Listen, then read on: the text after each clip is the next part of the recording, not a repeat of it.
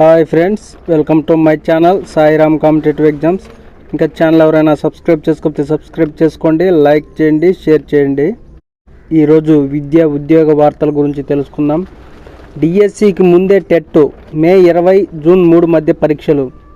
ఈ నెల 27 నుంచి ఏప్రిల్ 10 వరకు దరఖాస్తులు.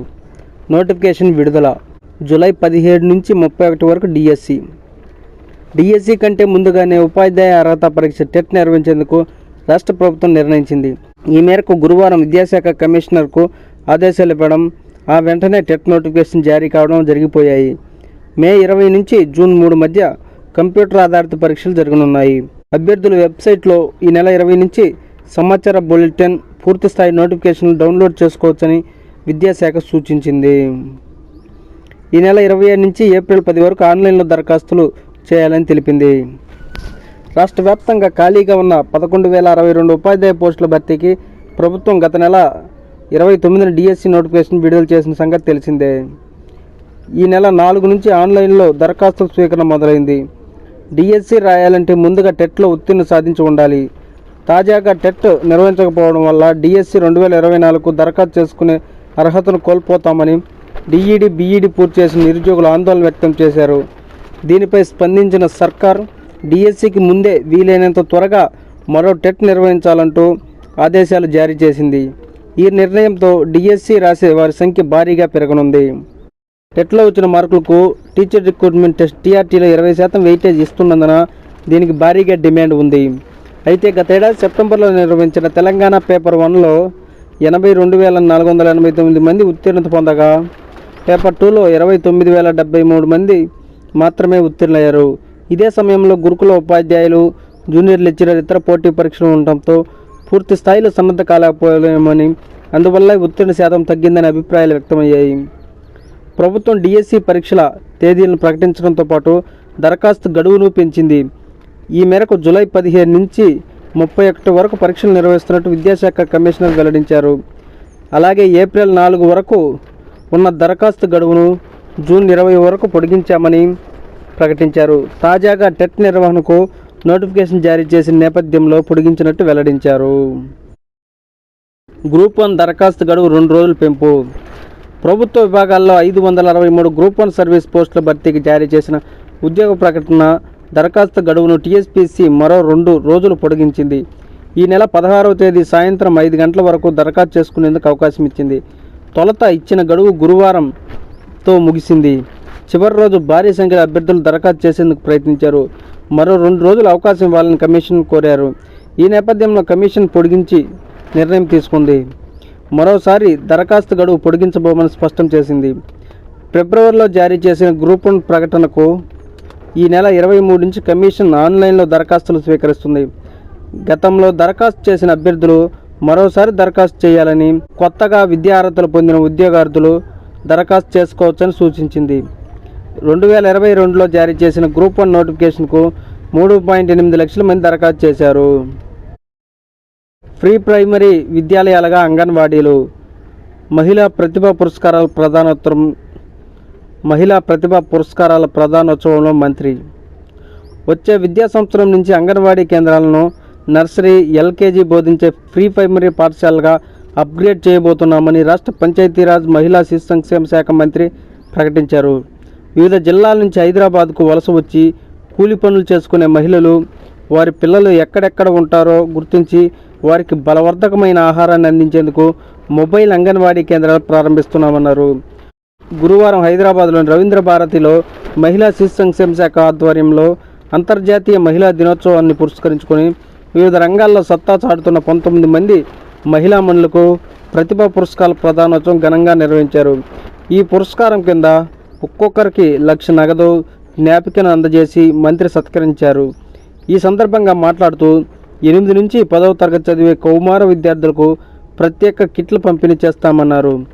అంగన్వాడీ కేంద్రాలు, అక్కడి టీచర్ల సమస్యల పరిష్కారానికి కృషి చేస్తామని చెప్పారు. పొదుపు సంఘాలు తయారు చేసే ఉత్పత్తులకు మార్కెటింగ్ సౌకర్యం కల్పించే బాధ్యత ప్రభుత్వం తీసుకుందన్నారు.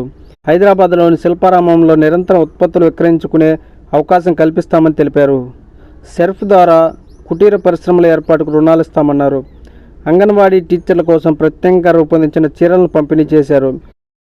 పాఠశాల కమిటీలకు సేవా రుసుములు, అభివృద్ధి పనుల నిర్వహణకు 3% చెల్లింపు, రొటేషన్ ప్రాతిపదికన నియామకాలు, ఉపాధ్యాయులు సిబ్బంది హాజరు పర్యవేక్షణ బాధ్యతలు, విద్యార్థుల నమోదు పెంపుపై దృష్టి, మార్గదర్శకాలను విడుదల చేసిన విద్యాశాఖ.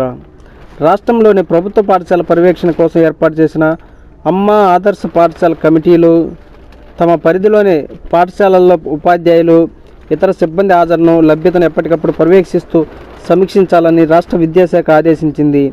నిధులు సక్రమంగా వినియోగించడానికి సామాజిక తనిఖీలు నిర్వహించాలంది.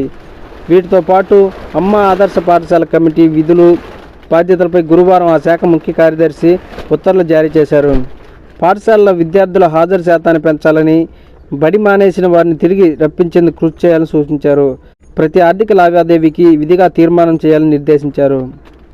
పాఠశాలల పనుల కోసం ఉపాధి హామీ, ప్రత్యేక అభివృద్ధి నిధులతో పాటు ఇతర ప్రభుత్వ సంస్థలు ఇచ్చే నిధులను వీటికి వెచ్చించాలని సూచించారు.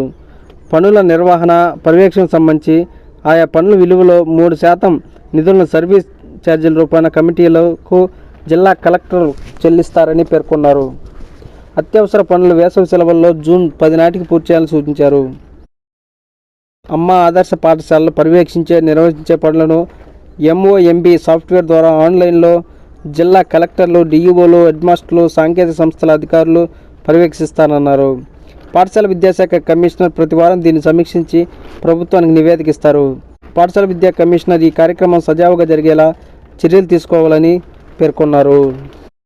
ప్రభుత్వ పాఠశాలల్లో పర్యవేక్షణ కోసం ఏర్పాటు చేసిన అమ్మ ఆదర్శ కమిటీలోని ముఖ్యాంశాలు: పాఠశాల సమీపంలోనే మహిళా సమైక్య అధ్యక్షురాలిని అమ్మ ఆదర్శ పాఠశాల కమిటీ అధ్యక్షురాలుగా నియమిస్తారు.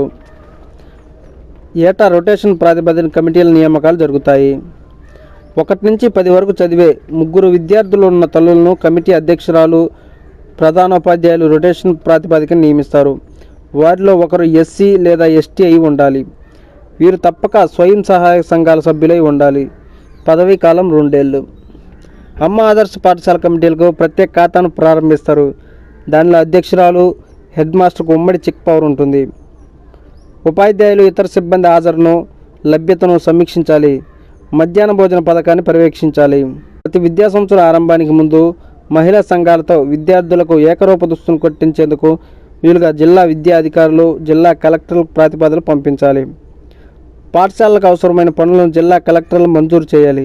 క్షేత్రస్థాయిలో పనుల పర్యవేక్షణకు మండల స్థాయిలో సాంకేతిక ఏజెన్సీని నియమించాలి. ఈ కమిటీలు క్షేత్రస్థాయిలో సందర్శించి నిధులను అడ్వాన్స్గా ఇచ్చేందుకు జిల్లా సమైక్యులకు, జిల్లా కలెక్టర్లకు నివేదిక ఇవ్వాలి. తర్వాతే కమిటీల పనులు చేపట్టాలి. ట్యూబ్ లైట్లు, బల్బులు, ఫ్యాన్లు, నల్లాలు, ఇతర ఉపకరణలకు 25,000 వరకు వెచ్చించే పనులకు టెండర్ అవసరం లేదు. అంతకంటే పైన ఉండే పాఠశాల కమిటీలు జిల్లా సమైక్యుల ద్వారా కలెక్టర్లకు నివేదించాలి. ఏఈ లేదా డిప్యూటీ ఈఈలు ఈ పనులకు సంబంధించి రికార్డును ఎంబుక్లో నమోదు చేయాలి. పనులు 1,00,000 దాటితే జిల్లా కలెక్టర్ చెల్లిస్తారు. పనులు పూర్తయ్యాయని హెడ్ మాస్టర్ ధృవీకరించిన తరువాతే చెల్లింపులు జరగాలి. 30 లక్షల వరకు పనులను డిఈఈలు మంజూరు చేస్తారు. సామాజిక తనిఖీ సంస్థను పాఠశాల విద్యా కమిషనర్ ఎంపిక చేస్తారు. కార్యక్రమ పర్యవేక్షణకు మొత్తంలో 3% మేరకు సాఫ్ట్వేర్, శిక్షణ, ఇతర ఖర్చుల కోసం వెచ్చించవచ్చు. Okay friends, thank you. All the best. Video నచ్చితే లైక్ చేయండి, షేర్ చేయండి, సబ్స్క్రైబ్ చేయండి.